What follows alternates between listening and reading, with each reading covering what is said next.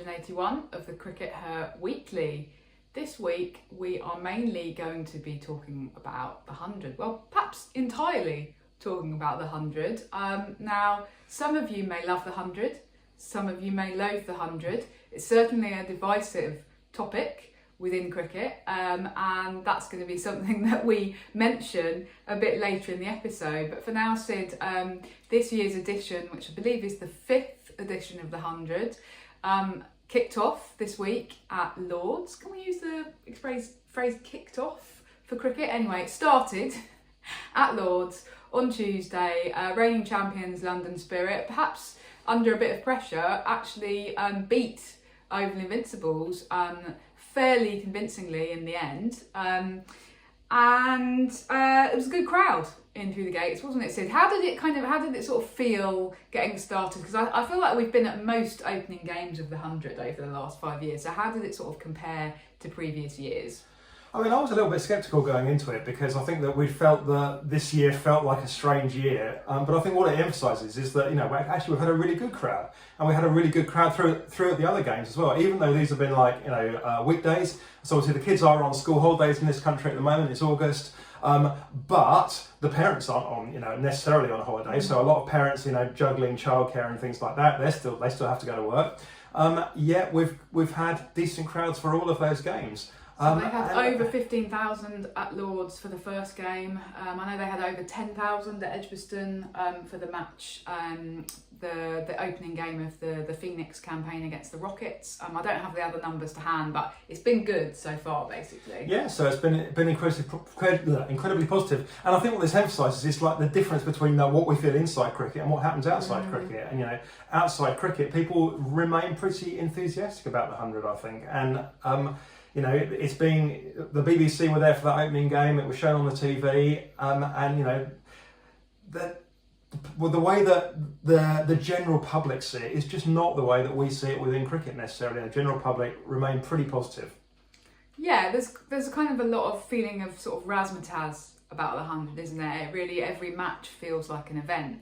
I guess that's expensive, but that's one of the reasons that I suppose it does people enjoy attending. It was interesting actually that they had some of the new owners, the new London Spirit owners, actually at Lord's on Tuesday. I think they were somewhere in the media centre, although we didn't encounter them directly. I wouldn't recognise them if I did, to be fair. They would need to walk around with a big post-it note on their forehead saying, "Hello, I am one of the tech titans."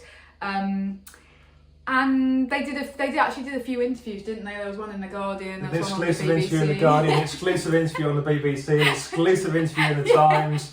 Yeah, with basically the same quotes each, which is quite funny. And it's just interesting to think about kind of what next year might look like. What did you make of the interview, by the way, Sue? Well, the interview directly there was the interesting thing for me was the Tech Titans people in particular. They don't really know why they're doing this, apart from the fact that I was a boy and I once dreamed of playing cricket at Lord's, and then I realised that I couldn't play cricket at Lord's, but then I realised I could buy Lord's. So they're just kids with a plaything, and he made some noises about, we bring marketing expertise to this, and it's like, mate, you don't. You're not a marketing person. You're a person. You're a politician that's crawled his way up, within the tech world. You're not even a tech person really, because the people at the top now are not the tech people largely anymore. And you don't really bring any of that stuff. Selling tech is not about selling marketing. So you don't know anything about marketing in general. I'm sorry, you don't. And you certainly don't know anything about marketing sports. So, you put that on the side. The reason they bought it is because it's a shiny plaything. Yeah. Fair enough. Good luck to them. It's going to be much more interesting conversations to be had in future with the people from the IPL, because they of course do bring a different kind of sports marketing expertise. So I think they're going to be the interesting people to interview going forwards. There's been the other big thing this week about the thing that the Tech Titans have said, and the thing that's really come out is about the format of the competition going forwards. That these interviews make it really clear that nobody is even arguing about the format anymore. It's going to be a T20 competition. They're now as early as next year, year. it's going to be. The BBC looked to have caved. The Sky had already kind of caved. Sky had already gone, well, we have put a lot of effort into this, guys, but if that's what you want to do. Whereas the BBC was still going, yeah, but that makes it a much longer game and our schedules, blah, blah. The BBC do appear to have now caved on that. It's going to be a T20 competition, I think, next year. If it's not next year, it absolutely definitely will be the year after. Nobody is defending the format. You of wonder 100. the extent to which that was actually baked into some of these deals, potentially. Just in terms of kind of what the new owners want. I think this is interesting because actually Lizzie Amon from the Times was at Lord's on Tuesday, and one of the things that she was trying to do was go and do vox pops with members of the crowd and say, do you know that, like for example, Tech Titans have just bought the London Spirit, so it's no longer owned by MCC, and their expectation, well, my expectation would be that people would be like, no, I didn't know that, and also like, don't massively care as long as my experience looks the same this year as it does next year. If the format changes, then that does impact on the spectator experience, right? Because it makes it a longer day. For example, if you're taking your kids to it, then it extends things by probably at least, I don't know, an hour. So that is going to be interesting to see what impact that has on the crowd. The other big thing that could potentially impact on the crowd is changing the team names, which again seems to just be inevitable in the case of the IPL owners, who are, for example, coming over and going, we don't want to be the Northern Superchargers, we're going to be the Northern Super Sunrisers, or whatever they're going to go with. Yeah, and the Tech Titans had actually said that they plan to keep their London Spirit name because, I think that makes sense, certainly in the shorter term. And as we say, they don't have a collective brand, they can't change the name to the London Microsofts. And anyway, the half the Tech Titans aren't Microsoft. But yeah, we're going to see the Oval Invincibles are going to change almost certainly to being MI London, which is a very, very different name. I worry about this just from the perspective of like the way that the public respond to this. Yeah. In that we do see that changing the name of your team and changing the brand of your team, totally flipping it round, is potentially an issue in terms of like maintaining fans. People have bought a lot of replica kit, for example, and a lot of merchandise. All people's merch stash is completely redundant. And I also it's just your sense of being your fan identity is tied to the name. Let's say Arsenal, who have obviously no longer anything to do with weaponry or factories or anything, clearly, for decades and decades. But let's say they went, oh well, we're not Arsenal anymore, so we're going to be the Islington Warriors or something. People would react quite strongly against that because your identity as a fan is tied up to the name.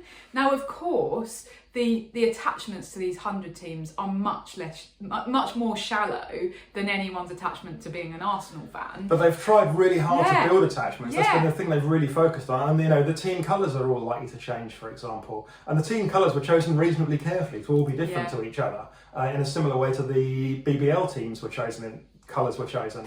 And now they're going to kind of throw that away. And it's like, with the women's domestic system, when we went from the KSL to regionals and now back to counties in the space of 5 or 6 years, and people are dizzied by the amount of changes, and there's just been no it feels like there's been so much effort by so many people just thrown away in an instant because of the whims of somebody. All the effort put into marketing the Oval Invincibles is gone now.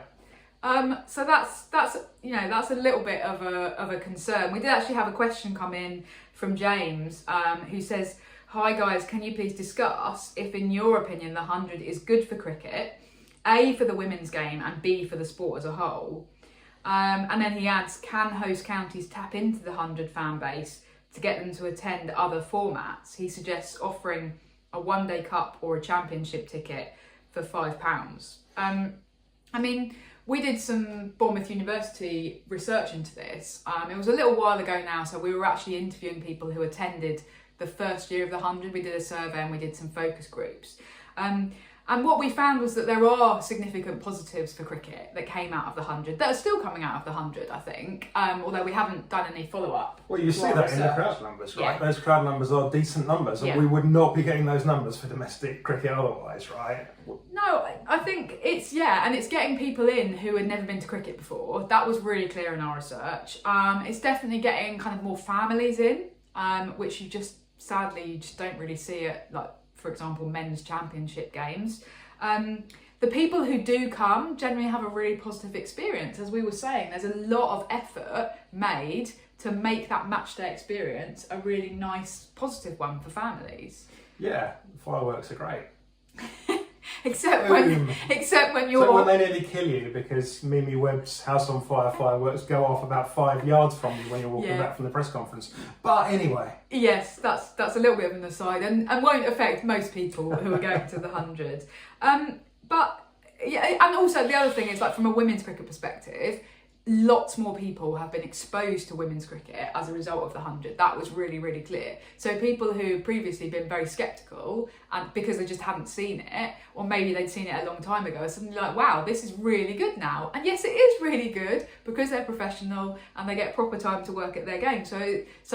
And then, you know, there is just a lot of recognition of players and of the women's game that has come out of the 100 as a result. The sort of trickier bits are that a lot of these people aren't then engaging with other kind of formats of the game.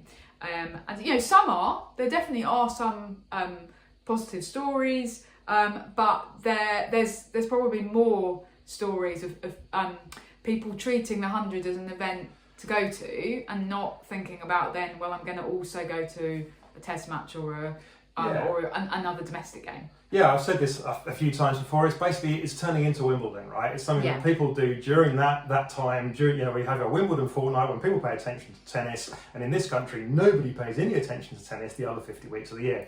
You know, we've got 3.5 weeks of the 100. That's when people are paying attention to cricket, and a lot of those people won't pay attention for the rest of the year. On the other hand, if it keeps cricket on the map during the rest of the year, because there are 3.5 weeks when they really pay attention and where they come out in these big numbers, then that's got to be a positive. And I acknowledge certainly that there are still a lot of the men's game fans are still really unhappy with the 100 and what it's done, and how it's affected the calendar and their attachment to their men's county teams.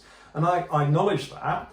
But, you just have to look at the number of people that are coming through the door and go, well, but those numbers are significant and they are a different kind of audience. Yeah. And if we can build on those younger people, all these people, there's so many kids that are like, 8, 9, 10. These are kids that at the moment obviously don't have much decision-making capacity, but they're the people that in 10 years' time, when they've got their own decision-making capacity, might well be hooked enough to come back to watch a county championship match or a blast match or a one-day cup match. And so, maybe it's a little bit more of a long-term thing that the way that impact's going to play out. I mean, what are the ways that we can, or that the ECB can sort of get more people attending other formats? Because I do feel that this is something the ECB have dropped the ball on a bit. It just feels like things like if I go to a 100 game, am I then being sent something that says, really is very little... the men's one-day cup is also happening at the moment? There's very little cross-promotion. And I said, one of the difficult things is, of course, that the 100 effectively takes place at the end of the summer. I mean, there's another month of cricket in September, but the school holidays end at the end of August. So, at that point, the summer's over and you've got to wait until next summer. For the women's, For the men's, the one-day cup happens in August as well. Yeah, that's true, yes. But the point is that it is more difficult to go, well, generally speaking, we're looking at a year again before we want to try and grab them. Because the classic one for the women will be like getting people to come to England women's matches, right? That will be something that the ECB could definitely have put more effort into. But in the last couple of years, that's always been like something that happens a whole calendar cycle around. I think it was a great idea if you buy a ticket to the 100 and get 20% off a family of four for the one-day cup or the glass quarter-final or whatever, because they're not going to fill those houses. So why not get those extra people in? Every penny that you spend in marketing is you're going to get them back at that point. But so I have to say, I know the 100 has been divisive, but actually one of the messages from our research was that people felt that the 100 was much more welcoming to them than other formats of cricket, and in a way, everyone inside cricket, including us, we're all responsible for that. because it's the culture. And it's actually saying, oh, you don't know the laws yet, or you don't know exactly how things work. You've only been to the 100, but we're not going to treat you as a second-class citizen within cricket. We're going to welcome you with open arms and go, this is how it works, and come along and just make it a bit more welcoming. And really, like, we did have quite a few people saying that they had maybe tried other cricket, or they previously tried other cricket and they didn't feel that. So that's also what the 100 has done. My concern is that now that we've got the new owners coming in, they actually don't really, or they won't really care about a lot of these questions that the rest of us are grappling with, because they care about who comes to the 100 and the profits they can make on tickets from the 100. So, for example, they don't care whether people go to the men's county championship. They don't care whether people go to England women's matches. It's not doesn't concern them. Yeah. So they won't be bothered about this kind of cross-marketing, cross-pollination between formats. I wouldn't have thought.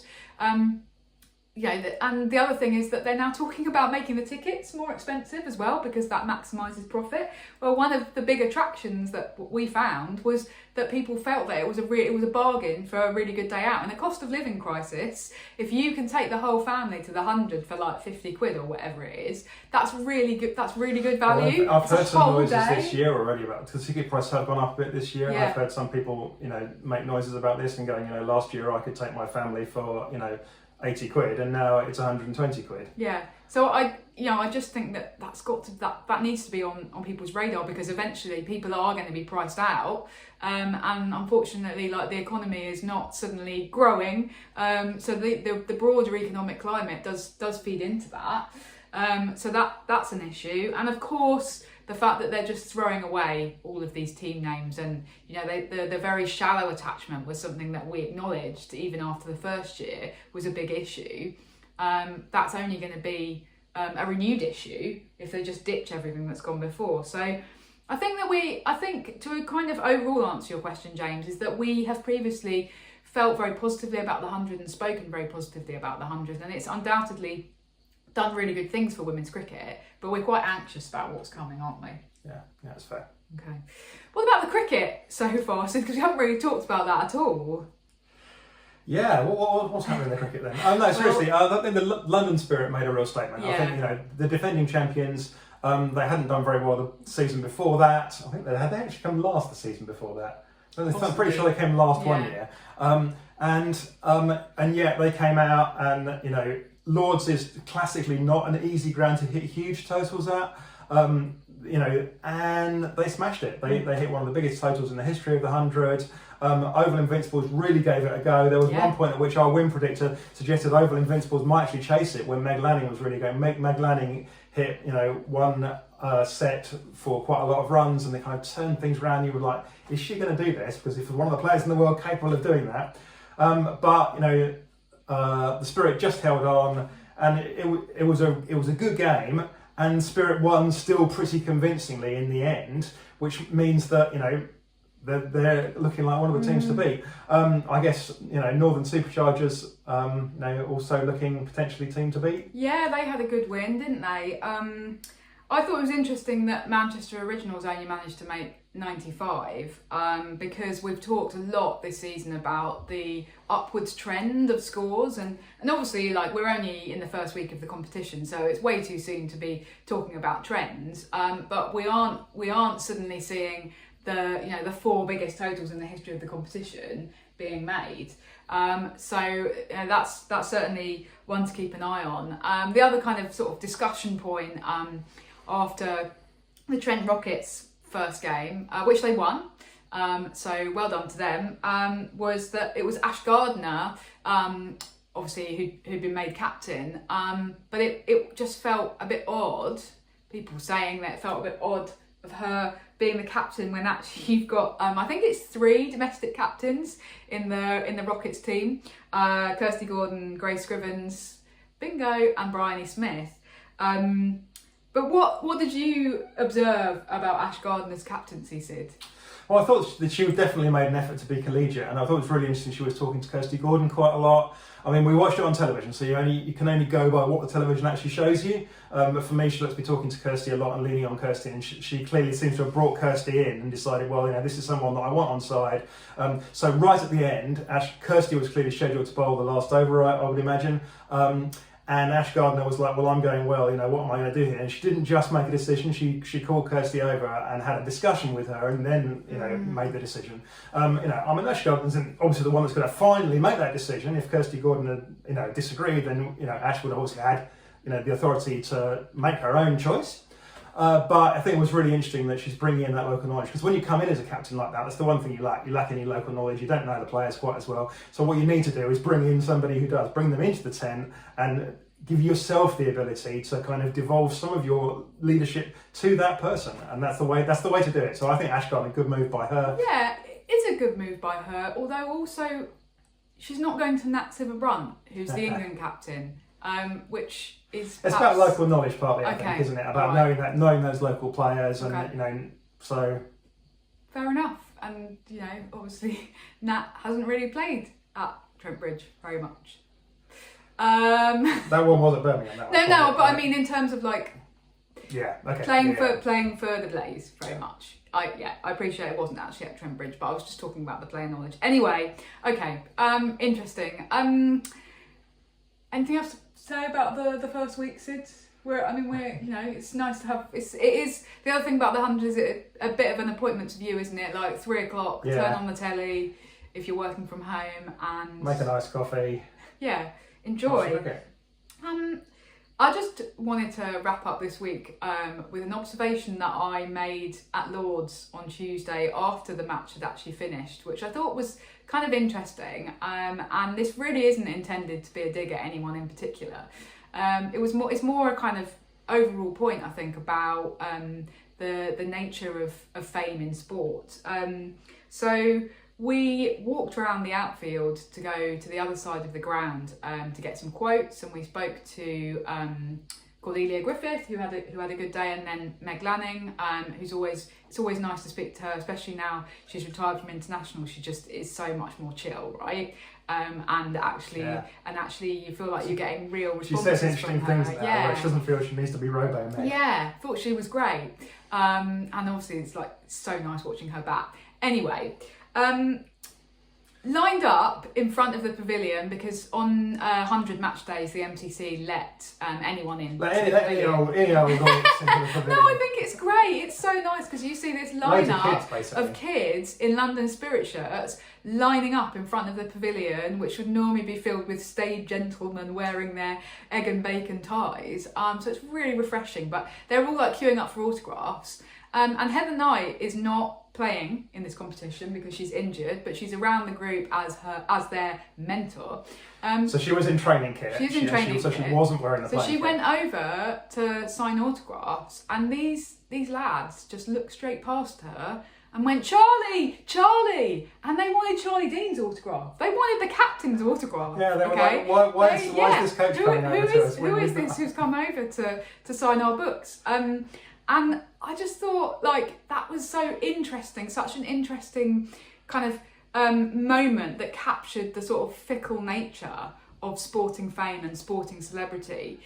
Heather Knight has only been out of cricket for, she's injured, so it's temporary potentially. She's only been out of cricket for a couple of months. 6 months ago she was England captain. Yeah. 3 months ago she was still playing for England. Yeah. But now she's invisible. To these next generation. Yeah, she's essentially invisible. So just an interesting observation, and I guess it's one that all players need to be thinking about, because your career is only as long as it is, and you never know when that might be you out there, and you're no longer the person whose autograph they want. Yeah. Anyway, thanks for tuning in, and we will see you next week. Bye for now. Bye.